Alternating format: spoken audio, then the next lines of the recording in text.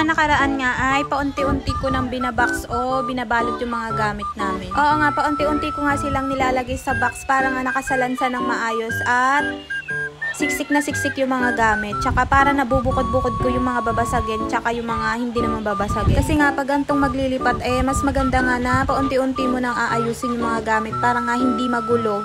Kumbaga hindi sila hiwa-hiwalay, nakasalansa ng maayos para nga pag naglipat na madali na lang din silang ilipat kung saan sila ilalagay. Kapag nga wala akong client o wala akong masyadong gawain sa bahay, ay ganito nga ang ginagawa ko. Binabox ko na yung mga gamit na hindi namin masyado nang ginagamit dito sa bahay. Kumbaga yung mga hindi na namin ginagamit o hahalukayin pa para gamitin. Gets nyo?